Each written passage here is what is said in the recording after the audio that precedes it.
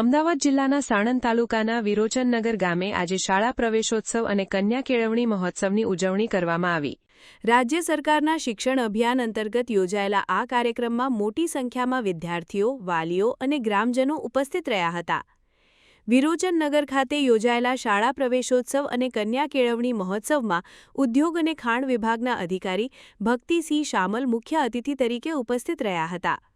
કાર્યક્રમમાં liaison officer વિહાભાઈ Rabari, જિલ્લા સદસ્ય જયદીપસિંહ પ્રભાતસિંહ મકવાણા, તાલુકા સદસ્ય લેકત ખાન પઠાણ, સરપંચ હિતેશસિંહ, સરપંચ આરીફ ખાન પઠાણ, ડેપ્યુટી સરપંચ અસલમ ખાન પઠાણ, એડવોકેટ શમસુદ્દીન ખાન પઠાણ, લઘુમતી મોરચાના પ્રમુખ ઇસ્માઇલ ખાન પઠાણ, માજી સરપંચ અનવર ખાન પઠાણ અને શિક્ષકગણ, વાલીગણ, ગામના આગેવાનો, વિદ્યાર્થીઓ તેમજ ગ્રામજનો મોટી સંખ્યામાં જોડાયા હતા।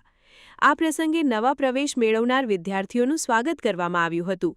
સાથે જ મહાનુભાવોના હસ્તે વિદ્યાર્થીઓને શાળા ગણવેશ અને શિક્ષણ કીટનું વિતરણ કરવામાં આવ્યું હતું।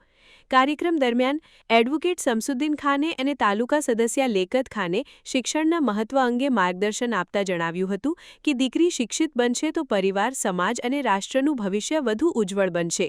તેમણે સરકારની વિવિધ શિક્ષણલક્ષી યોજનાઓ અંગે માહિતી આપી વિદ્યાર્થીઓને અભ્યાસ પ્રત્યે વધુ ધ્યાન આપવા, ઉચ્ચ લક્ષ્યાંકો પ્રાપ્ત કરવા અને જીવનમાં સફળતા મેળવવા પ્રેરણા આપી હતી। ઉત્સાહ અને ઉમંગભર્યા વાતાવરણ વચ્ચે વિરોચનનગર ખાતેનો શાળા પ્રવેશોત્સવ અને કન્યા કેળવણી મહોત્સવ સફળતાપૂર્વક સંપન્ન થયો હતો। આવેલ મુખ્ય અતિથિ પ્રાથમિક શાળા નંબર 1, પ્રાથમિક શાળા નંબર 2, સરદાર વલ્લભભાઈ પટેલ હાઈસ્કૂલ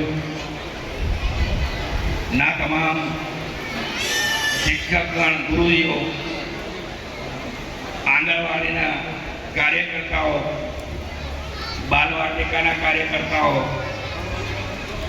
ગામમાંથી ઉપસ્થિત જિલ્લાના હોદ્દેદાર, તાલુકાના હોદ્દેદાર, ગ્રામ પંચાયતના હોદ્દેદારો, ગામ આગેવાનો તથા કાર્યકર્તાઓ તેમજ તમામ સ્કૂલમાંથી, આંગણવાડીમાંથી, બાલવાટિકામાંથી આવેલ મારા વાલા બાળકો,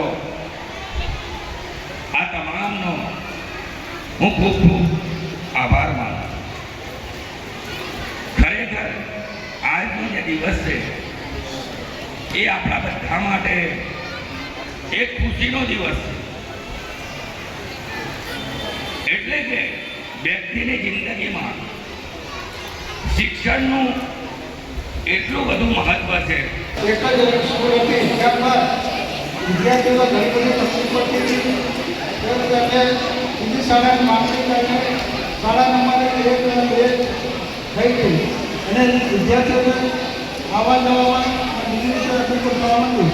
આ પ્રસંગે આપણા ગામના શિક્ષકો જે ઉત્સાહથી વિદ્યાર્થીઓને ભણાવી રહ્યા છે તે પ્રસ્થાન છે। આ ઉપરાંત આપણી હાઈસ્કૂલમાં ચાલુ વર્ષે 100% પરિણામ આવેલ છે।